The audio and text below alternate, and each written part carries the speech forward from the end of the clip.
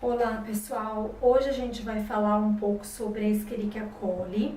Eu assisti no fim de semana a um episódio da série Rooten do Netflix e foi bem interessante porque esse episódio ele falava sobre o leite, né?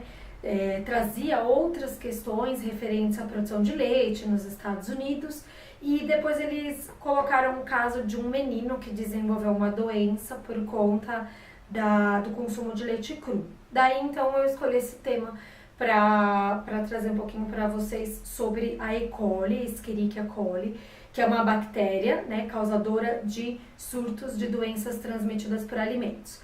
Aqui no Brasil, de acordo com o Ministério da Saúde, entre 2007 e 2017, a Escherichia coli ela esteve envolvida na maior parte dos surtos que puderam ter um agente etiológico identificado, né? A E. coli ela pertence a uma família chamada Enterobacteriaceae, que tem uma única espécie, né? Ela é uma bactéria ubictária, ela está, na verdade, ela é uma bactéria que habita o intestino, né, dos animais e dos seres humanos. Então, na verdade, a contaminação dos alimentos se dá por matéria fecal, né? A gente pode ter água contaminada por matéria fecal, a gente pode ter um produto de origem animal contaminado por matéria fecal durante a produção, durante a industrialização, durante a ordenha, né, no caso do leite. A gente pode ter um produto de origem vegetal contaminado por matéria fecal ou do ser humano, ou no caso, algum tipo de adubo, ou a água utilizada que pode contaminar esses alimentos também. E assim, a E. coli existem muitas cepas de E. coli, né?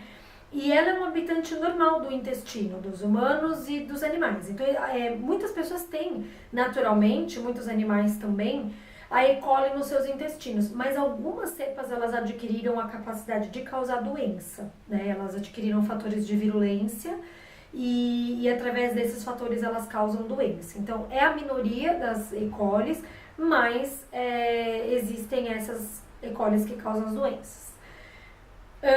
No caso assim, elas até são bactérias que por vezes elas são boas, né? Elas ajudam na produção de vitaminas, elas competem com outras bactérias patogênicas, inibindo o crescimento dessas bactérias por competição, mas algumas podem causar doenças e a gente tem que tomar um certo cuidado.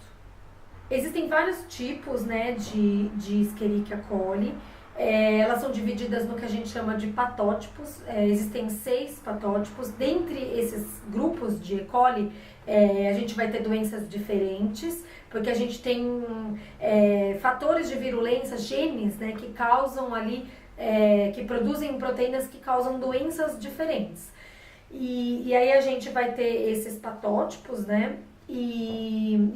Dentre eles o mais importante é a enterohemorrágica, né? Dentro desse grupo de enterohemorrágica a gente tem, que a gente chama de REC, EHEC, enterohemorrágica Escherichia coli. A gente vai ter algumas outras bactérias, né? Alguns tipos de REC que são bem conhecidos na literatura. Por exemplo, a O157H7 e a O104H4, né? A O157H7 causou aquele surto que envolveu crianças na década de 90, né? Do Jack in the Box, que era uma rede americana de produção de hambúrguer, né? Uma hamburgueria americana, levou a rede à falência, muitos pais processaram a lanchonete, né? Porque o hambúrguer ele era servido mal cozido, tinha atingido uma temperatura insuficiente para matar essa bactéria, né? E a gente teve casos de colite hemorrágica, né, causados pela EHEC em 2012, 2011, 2012, ali na Alemanha. Foi um surto bem conhecido também, que envolveu 4.000 pessoas e levou à morte de 52 pessoas. Teve uma questão ali, né, da Alemanha acusar a Espanha, de que o culpado eram pepinos espanhóis, aí fizeram todo um estudo e foram ver que na verdade os problemas estavam relacionados a alimentos da própria Alemanha, que eram vegetais, né, que não eram consumidos cozidos suficientemente também. Assim, no Rotten, né, na série, é bastante interessante o relato da mãe e da criança, né, sobre a doença e os efeitos que essa doença trouxeram para a vida dessa criança. Então, a fonte de infecção acaba sendo os alimentos, né, de origem animal e vegetal que são consumidos crus ou insuficientemente cozidos. Então, principalmente carne bovina, né, não só bovina, mas os bovinos eles são muito reservatórios para essa doença. Então, a gente sempre se lembra de bovinos. A carne moída, né, como nos pratos como quibe cru, né, no qual essa carne ela fica crua, o leite cru e derivados crus também, e a água contaminada, né, por matéria fecal, e os vegetais que também são consumidos crus. Também existe um episódio no CSI, se eu não me engano, eu não me lembro qual o estado americano que é, né? Mas esse episódio ele também fala de um caso de Escherichia coli. No caso, eles contam toda uma história relacionada a vegetais consumidos crus. E é bem interessante, também mostra um pouco do quadro, da evolução, da doença, etc. E aí, com relação à doença, né, depende muito do grupo de E. coli que está causando, né? Se ela é enteropatogênica ou enterohemorrágica ou enteroagregativa. Mas falando da EHEC, que é o principal grupo, né? A EHEC, ela causa uma colite hemorrágica. Então, em 4 dias, mais ou menos, depois que a pessoa se alimenta do alimento contaminado, a pessoa começa a ter uma diarreia e essa diarreia ela vai evoluindo para uma diarreia sanguinolenta, né? Então, imagina o desespero da pessoa ou de uma mãe que foi uma criança num quadro desses, né? Começa com uma diarreia, depois vai começar a ter sangue puro nas fezes. E aí a pessoa ela também tem dor abdominal intensa, ela tem vômitos, mas ela não tem febre, né? E uma certa porcentagem de pessoas, né, uma certa quantidade de pessoas, cerca de 3 a 7% das pessoas que têm esse quadro, elas podem evoluir para síndrome hemolítico-urêmica, que nada mais nada menos é do que uma falência renal aguda, né? Então a pessoa começa com uma doença renal e depois ela evolui para uma falência do rim. Muitas pessoas precisam fazer diálise para o resto da vida, outras elas têm uma capacidade renal, né, de filtração ali muito mais baixa, então ela é uma doença bastante grave. Muitas pessoas entram em coma, algumas pessoas morrem, né? E a E. coli EHEC ela pode evoluir também, ou ela evolui com a CHU, né, em 3 a 7% dos casos, ou ela pode evoluir com a púrpura trombocitopênica, que é uma doença na qual a pessoa ela vai ter febre e ela vai ter alguns sinais neurológicos envolvidos também. Nos Estados Unidos, eles estimam que a Escherichia coli está envolvida em quase 3 milhões de casos de doenças transmitidas por alimentos por ano, né? É muito caso. E que em mais ou menos quase 4 mil casos a gente vai ter os casos de síndrome hemolítica urêmica, em que cerca de 270 pessoas evoluem com falência renal e acontecem cerca de 230 mortes por ano por Escherichia coli. Isso só nos Estados Unidos e só no período de 1 ano. Então, a E. coli, ela é aquela história, né? A gente pode consumir um produto de origem animal, cru ou vegetal cru, e não ter nada, não acontecer nada, mas a gente pode ter esse problema. Então, é uma doença transmitida por alimento que ela pode ser bastante grave também. Os bovinos, eles são considerados reservatórios para a Escherichia coli, então realmente a gente vê muito problema com carne moída bovina, que é mal passada, como aqueles pratos que a gente tem o quibe cru, né, da culinária árabe, leite cru também, porque o leite ele pode se tornar contaminado durante a produção, com fezes, né?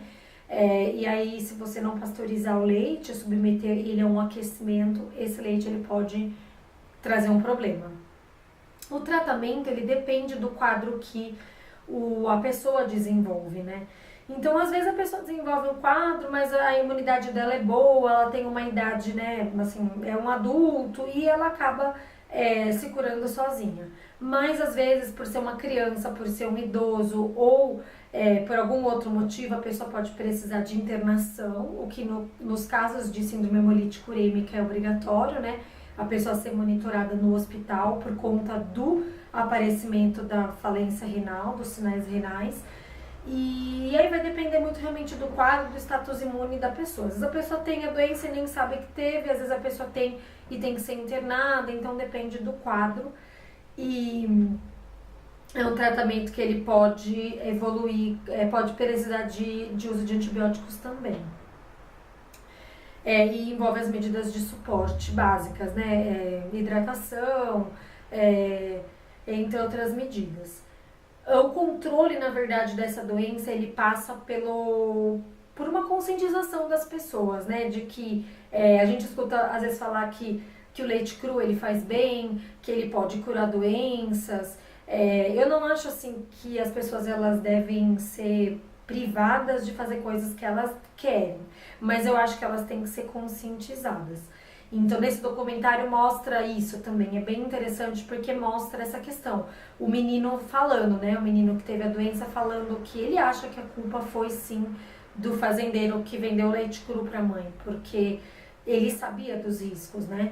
Então, eu acho que as pessoas elas têm que saber, né? Dizem que o leite cru cura várias doenças crônicas, ter doenças crônicas não é bom, né? Muita gente acredita nisso mesmo, embora no documentário eles mostrem que não existem evidências, né, sobre isso, mas assim, as pessoas elas têm que saber, né? Lá nos Estados Unidos a venda de leite cru para a população em geral, ela é permitida em alguns estados. Aqui no Brasil não. O leite ele tem que ser pasteurizado, né? Mas lá nos Estados Unidos o leite pode ser consumido cru, né? Ele pode ser vendido cru para as pessoas, né? Diretamente. E nesse caso, eu acho que as pessoas elas têm que só saberem, né? Que pode não dar nada, mas que pode acontecer alguma coisa séria, alguma coisa grave. Então eu sou a favor, na verdade, mais do esclarecimento das pessoas, e talvez esse seja um motivo pelo qual eu estou aqui, mas a decisão final é delas, né? E no caso aí na série mostra, né, que se a mãe soubesse, realmente ela não teria nunca dado esse alimento pro filho, porque ele desenvolveu sequelas, a capacidade renal dele realmente, né, foi diminuída por conta da infecção. Então, na verdade, é aquela história, é um alerta, né? Pode acontecer, pode não acontecer, e as pessoas têm que ser livres para fazer as suas escolhas. A Escherichia coli ela pode estar também em queijos feitos com leite cru ou outros derivados que são feitos com leite cru. Então, falo do leite, né? Mas a gente não pode esquecer que pode acontecer também em outros derivados feitos com leite cru. E o caso da Escherichia coli,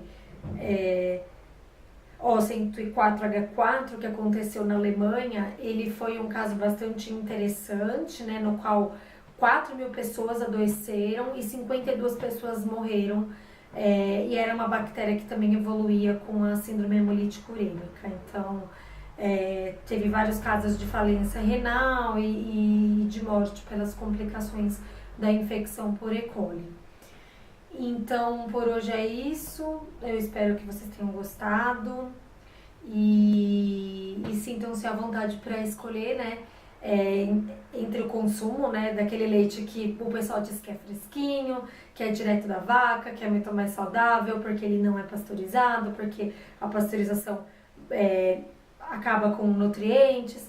Mas o importante, como eu disse, é fazer uma escolha consciente. Então, acho que contando um pouco dessa história, trazendo um pouco de dados e mostrando um pouco do seriado, é possível cada pessoa fazer a sua escolha.